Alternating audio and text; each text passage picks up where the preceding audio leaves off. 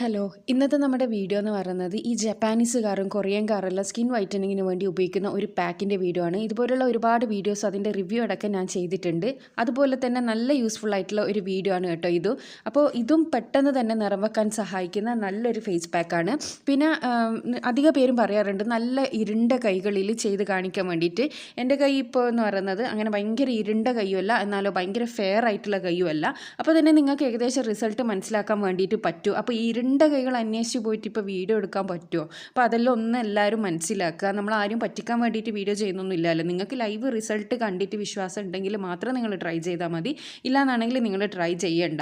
അപ്പോൾ അത്യാവശ്യം നേരം വരണമെന്ന് ആഗ്രഹിക്കുന്നത് ഒറ്റ പ്രാവശ്യം ട്രൈ ചെയ്ത് നോക്കുക. എന്നിട്ട് റിസൾട്ട് ഇല്ല എന്നുണ്ടെങ്കിൽ നിങ്ങൾ പിന്നെ അത് ചെയ്യണമെന്നില്ലല്ലോ. ജസ്റ്റ് ഒന്ന് ബാച്ച് ടെസ്റ്റ് ചെയ്ത് നോക്കിയാൽ മതി കയ്യിൽ.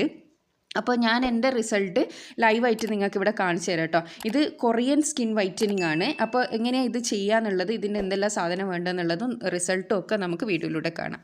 അപ്പോൾ ഇതിന് ഫസ്റ്റ് നമുക്ക് വേണ്ടത് പഴമാണ് കേട്ടോ. പഴം ഇതുപോലുള്ള പഴം ഉണ്ടെങ്കിൽ ഇതുപോലുള്ള പഴം എടുക്കുക. എല്ലാന്നാണെങ്കിൽ നേന്ത്രപ്പഴം ഉണ്ടല്ലോ, അതെടുത്താലും മതി. അതിൻ്റെ ഒരു ചെറിയ പീസസ് മാത്രം എടുക്കുക. ഈ ഒരു വലിപ്പത്തിലുള്ള പീസ് മാത്രം എടുക്കുക.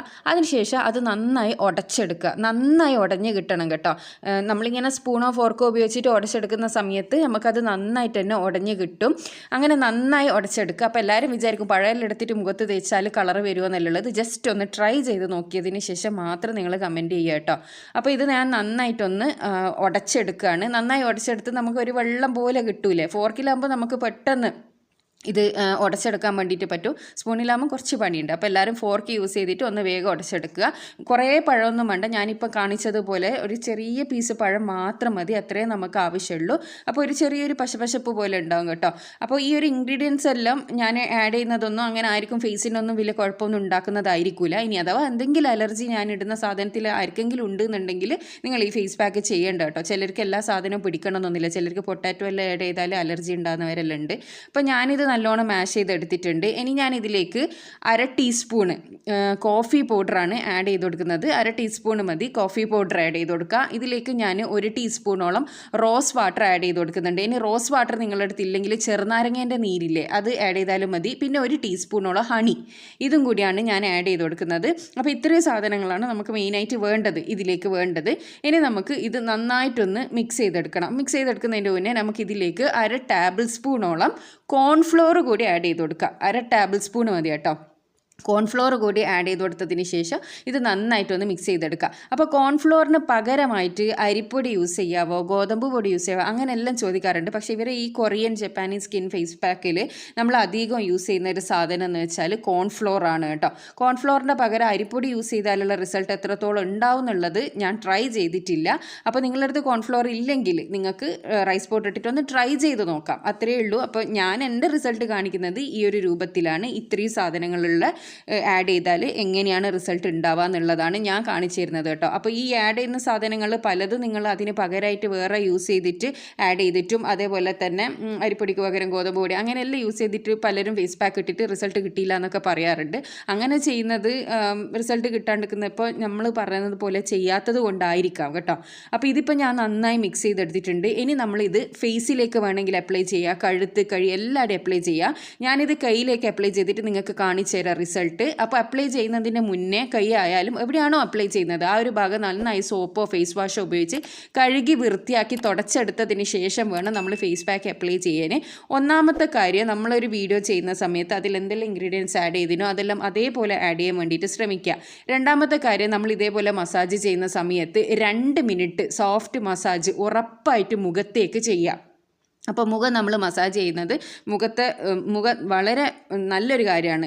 ഒന്നും ഫേസ് പാക്ക് ഒന്നും ഇല്ലാണ്ട് ജസ്റ്റ് നമ്മൾ കൈകൊണ്ട് മസാജ് ചെയ്താൽ നമ്മുടെ ബ്ലഡ് സർക്കുലേഷൻ ഇൻക്രീസ് ചെയ്യുന്നത് കൊണ്ട് തന്നെ നമ്മുടെ ഫേസിന് അത് ഒരുപാട് ഗുണം ചെയ്യും കേട്ടോ.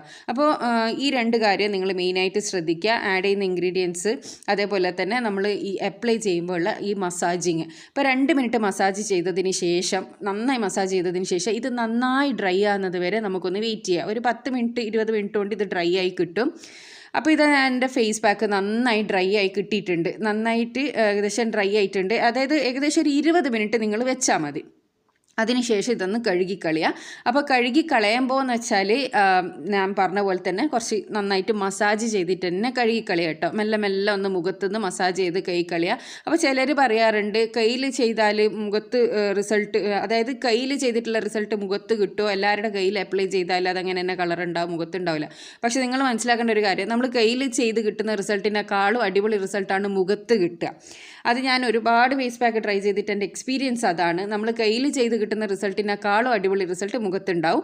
അപ്പോൾ നമ്മൾ എത്ര കറുത്തവരാണെങ്കിലും ഒരു 2 ഷെയ്ഡ് അപ്പം തന്നെ നിറം വെക്കാൻ വേണ്ടിയിട്ട് സഹായിക്കുന്ന നല്ലൊരു ഫേസ് പാക്കാണിത്. പിന്നെ കോഫീനെ കുറിച്ചിട്ട് നിങ്ങൾക്ക് എല്ലാവർക്കും അറിയായിരിക്കും, ഒരുവിധ എല്ലാ സ്കിൻ ടൈപ്പുകാർക്കും സൂട്ടാവുന്ന ഒരു ഫേസ് പാക്കാണ് ഈ കോഫി ഉപയോഗിച്ചിട്ടുള്ള ഈ ഫേസ് പാക്ക്. അപ്പോൾ ഞാനിതൊന്ന് തുടച്ചിട്ട് ഞാൻ 2 കൈയും വെച്ചിട്ട് അതിൻ്റെ ഡിഫറൻസ് നിങ്ങൾക്ക് കാണിച്ചു തരാം എത്രത്തോളം ഉണ്ടെന്നുണ്ടെങ്കിൽ. ഇത് കണ്ട് വിശ്വാസമായിട്ടുണ്ടെങ്കിൽ മാത്രം നിങ്ങൾ ട്രൈ ചെയ്താൽ മതി. ഇല്ലയെന്നാണെങ്കിൽ നിങ്ങൾ ട്രൈ ചെയ്യേണ്ട, ആരും നിർബന്ധിക്കുന്നില്ല. അതേപോലെ തന്നെ ഇതിൽ എന്തെങ്കിലും ഒരു സാധനം നിങ്ങൾക്ക് അലർജി ഉണ്ടാക്കുന്നുണ്ടെങ്കിൽ നിങ്ങളിത് ചെയ്യേണ്ട കേട്ടോ. അപ്പോൾ ഇതാണ് എൻ്റെ റിസൾട്ട് എന്ന് പറയുന്നത്. എൻ്റെ കൈ നിങ്ങൾ കാണുന്നുണ്ടോ, അങ്ങനെ ഭയങ്കര ഫെയറായ കൈയൊന്നല്ല എൻ്റെ കൈ എന്ന് പറയുന്നത്. അത്യാവശ്യം മോശമില്ലാത്ത കളറും കാര്യമെല്ലാം ഉണ്ട്. ഇത് ഇങ്ങനെയെല്ലാം ചെയ്യുന്നത് കൊണ്ട് തന്നെയാണ് നമ്മളെല്ലാം ഇങ്ങനെ മെയിൻറ്റെയിൻ ചെയ്ത് പോകുന്നത്. അപ്പോൾ എല്ലാവരും ഇതൊന്ന് ട്രൈ ചെയ്ത് നോക്കുക. ട്രൈ ചെയ്തിട്ട് റിസൾട്ട് ഉണ്ടെങ്കിൽ ഉറപ്പായിട്ട് കമൻറ്റിലൂടെ വന്ന് അറിയിക്കാൻ വേണ്ടി മറക്കരുത്. ഇതുപോലുള്ള ഒരുപാട് വീഡിയോസ് ഞാൻ ചാനലിൽ ഇട്ടിട്ടുണ്ട്. കാണാൻ ഇഷ്ടപ്പെടുന്നവർ സബ്സ്ക്രൈബ് ചെയ്യുക. അടുത്ത നല്ല വീഡിയോ ആയിട്ട് വീണ്ടും കാണാം. Thanks for watching.